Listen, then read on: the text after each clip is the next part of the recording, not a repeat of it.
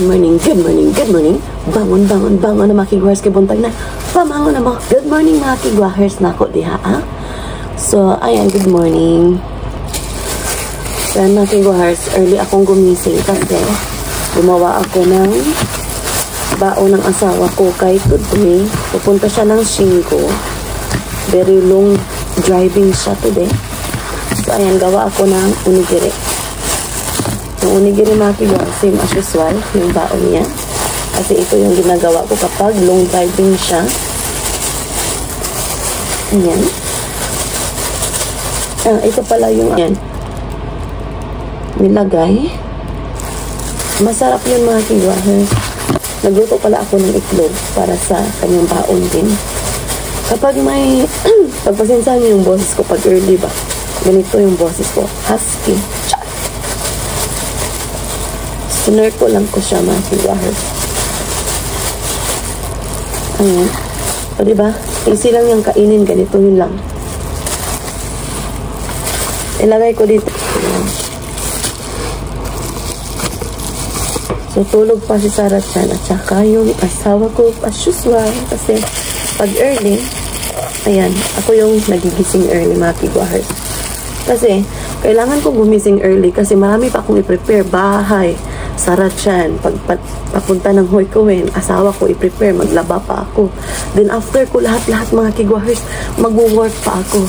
So, yan yung buhay ko as a part-time working mom, as a housewife also. Ayan, sinong relate dyan? Hands up.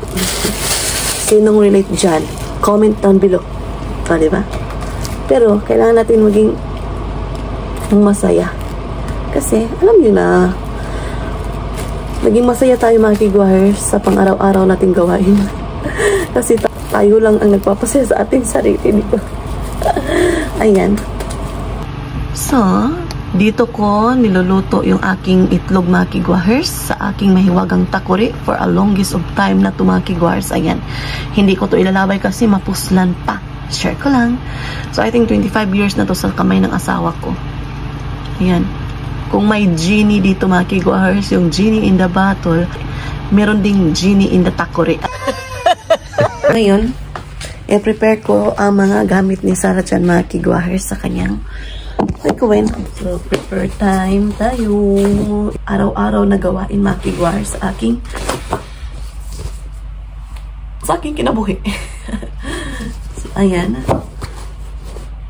Prepare ko na din yung book ni Sarah Chan, yung booklet ba yung kung ano ginagawa niya kagabi, kung ganyan mga buhat ni Sarah Chan bitaw, tapos i-write down namin para malaman din ng Hoykowen or daycare na okay si Sarah Chan. Ayan.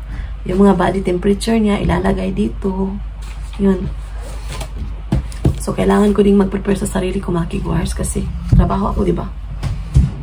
Ayan. Wow. Ay, nako. So, ito yung cake box kagabi. Ayan. Kailangan ko pa itong i-fold. Isingin ko muna Sarah Chan.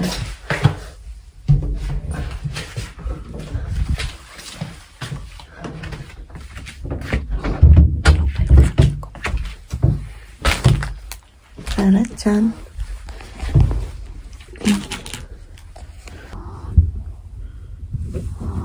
Tulog pa Sarah Chan mga kigwahers. I-fold ko muna ito. Yung mga toys niya, nilagay niya dito. Kasi kagabi naglalaro siya. Ayan. Ano ito? Itim eh.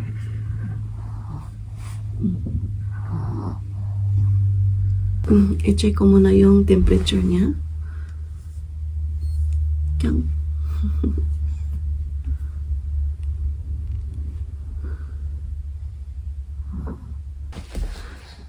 Klaro ba? 36.7. So, okay, Sarah Chan. Ubo lang at saka sipon yung kanyang mga kigwahers. So, gigisingin ko muna siya kasi i-prepare ko pa siya mga kigwahers. Yan. Tulog na tulog. Sarah Chan Chan. Yan. Duka pa siya mga kigwahers. Okay, punta tayo ng living room. You still sleepy? Tulog pa din yung asawa ko mga kigwahers. Tulog pa siya. So, kaya mga kigwahers, hindi pa ako nakahilamos tapos naka-prepare. So, anuhin ko muna ito Sarah Chan mga kigwahers. So, ayan, time check. It is now 8:05 in the morning. Nagka-yellow na akong bulak. I need to cut that one. So, ayan mga kigwahers, kumakain siya ng cereal sa sahig. Ayaw niyang umupo sa kanyang high chair. Muna ko mga kigwahers, while si Sarah is kumakain. So, while kumakain Sarah Chan, mag-CR muna ako kasi iba na yung feeling ko. Napi-feel niyo ba yung feeling ko mga kigwahers? Yun na yun. Ay, baliktad naman ako eh. Ito pala. Balikan ko kayo mamaya. Success! So, nakaligo na yung asawa ko. Si Sarah is tapos na kumain. Mag-prepare ako sa kanyang breakfast. Cereal din yung kanyang breakfast mga kigwahers. Paubos na.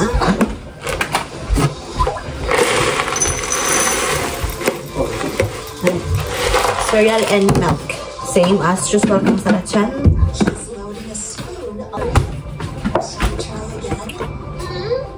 Milk. Wala na sa kanyang milk mga kigwahers. Sa akin yung milk na to. So, it's okay. Kasi bibili kami this coming Saturday. So, ayan. Ito na yung breakfast ng asawa ko mga kigwahers. Saging, cereal, at saka yung yogurt and water. So, ayan yung kanyang breakfast. I-prepare ko na Sarah Chan mga kigwahers kasi malapit na yung oras. Tututbrush ko pa siya. Tututbrushan ko muna to siya mga kigwahers. Colors na.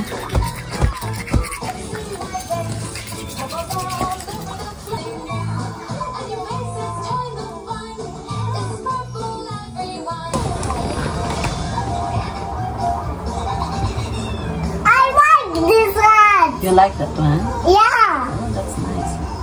Station. Station.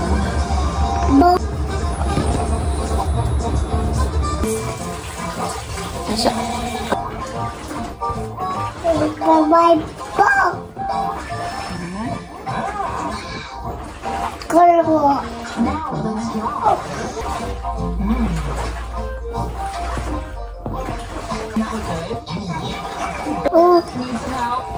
Kuha ako ng towel mga kigwahers kasi maghihilamos ako. Kasi tapos ko nang na-prepare Sarah Chan, tapos yung asawa ko, yung kanyang damit okay na. So ngayon, ako na naman yung mag-prepare. Maghilamos ako at saka kukuha ako ng aking damit. Ayan. So ayan, hilamos muna ako. Pabihis na ako and nakahilamos mga kigwahers. Papaunay ko nito. Water to. Right, no left? So pupunta na yung asawa ko sa kanyang work mga kigwahers. So ayan, ihatid ko na Sarah Chan sa kanyang hoikoin. Dala ko na yung bag niya. So ayan yung baby ko. Hi! Good morning!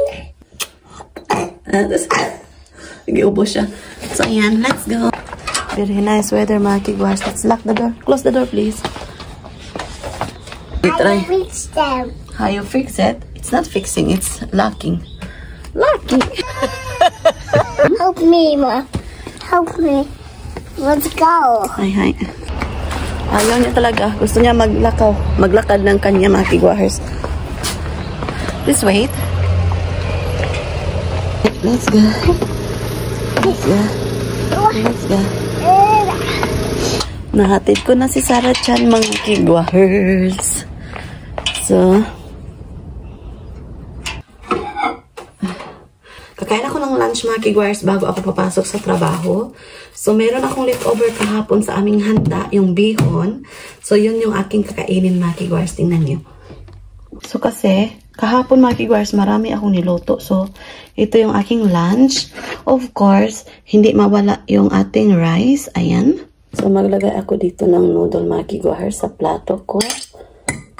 Ayan. Sarap po nito mga kigwahers ay.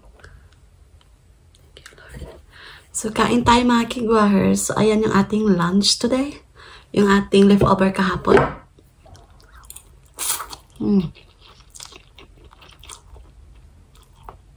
So, lalakad na naman ako for about mga 25 minutes mga kigwahers sa aking trabaho. Sasakay tayo ng bus at saka train. Same as usual.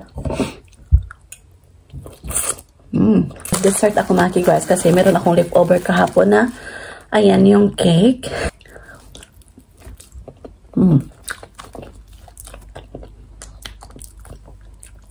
Good thing mga kigwahers na hindi nilagnat si Sarah dyan kagabi. Kasi meron siyang ubo at sipon, di ba? Kapag meron siyang ubo at sipon, yun. Yung next mga kigwahers lalagnatin. And thanks God kasi okay siya today. And paayo na yung ubo niya. Yung gahi na bita yung ubo. Mag-prepare na ako kasi lalabas na ako mga kigwahers. Mag-medyas muna ako. Kasi lakaran to. Lakaran yung ating ganap for today. Kasi trabaho tayo, di ba? Kailangan natin magtrabaho, of course, mga kigwahers, kasi marami tayong bayarin, marami tayong mga, mga kigwahers, asa naman eh? Marami tayong gastuhan dito. Bayarin, mga konsumo, ano pa diha. And, let's go. So, punta na ako sa bus stop, mga kigwahers, kasi work na tayo. Kasi ito yung aking routine everyday mga kigwahers. Nagpa-part-time job ako kasi mga kigwahers. Para makatulong sa mga financial sa ating asawa at saka sa aking pamilya doon sa Pinas. So yun lang yan mga kigwahers. Tapos isa pa, maka-exercise ako mga kigwahers kasi pag hindi ako magtatrabaho mga kigwahers, no? Nandun lang ako sa bahay. Nakayaka. So, nakakuan lang ko mga kigwahers. Baka bitang nara ko magpuyo sa balay. Usay, di ko ganahan mo gawas. So, good thing, nagtrabaho ako kasi exercise. Ito yung area na to mga kigwahers. Very long time na yan mga kigwahers na store. Very long time ago. Kilabang tayo. Kasi, punta tayo ng bus stop mga kigwahers. So, dapat pala, pag mag-vlog mga kigwahers, ginaganito to, di ba? Yung phone, i-expand mo talaga yung kamay mo.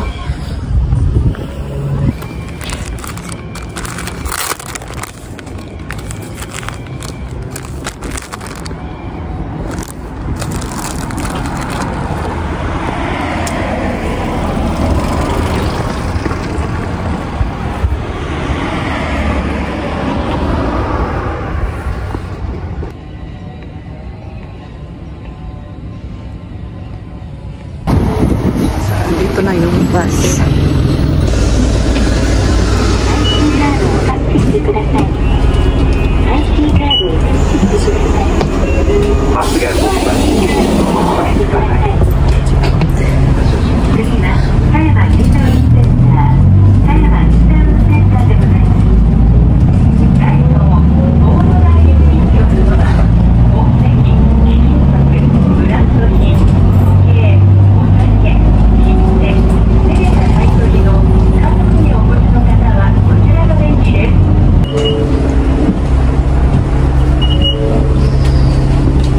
So, ayan. Punta na naman ako sa train, mga kigwahers.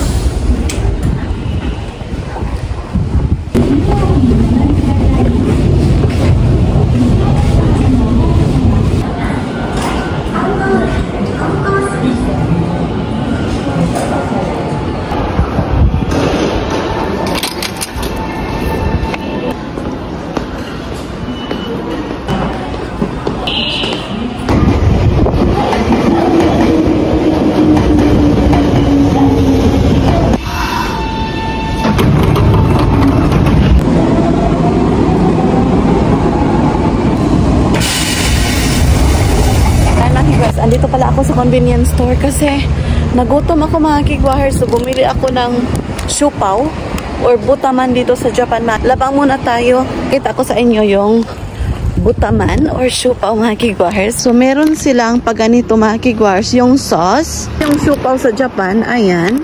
Kain tayo!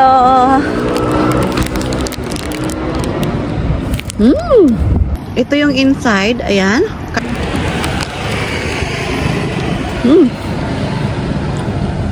Lagyan ko ng sauce muna mga kigwahers. Teka lang.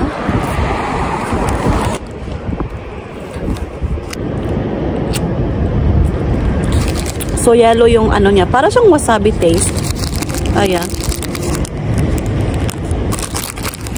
Ayan, kain tayo. O diba, ang sarap.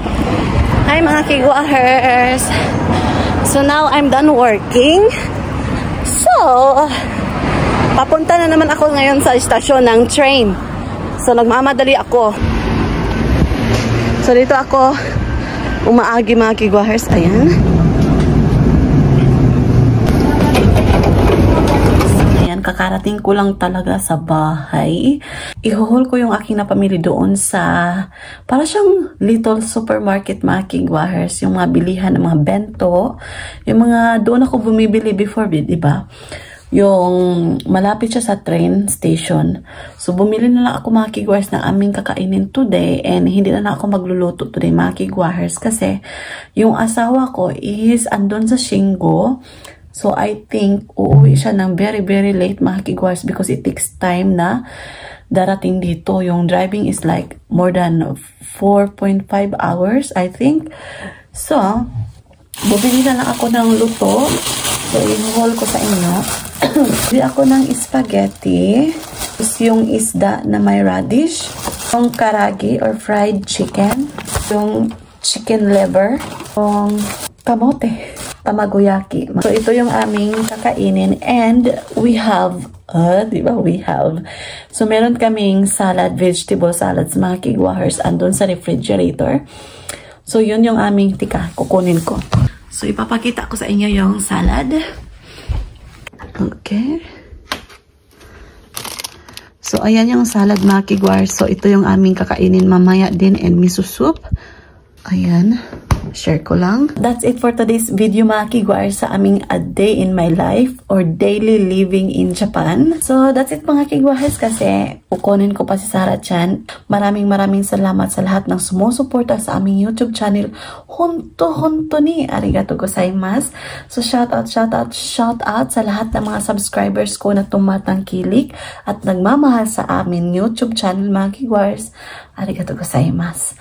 So, sa wala pa nakasubscribe, please do subscribe, hit notification bell para updated kayo sa aking next video na i-upload. Arigato gozaimasu. Oyasumi nasai. Good night. Mwah!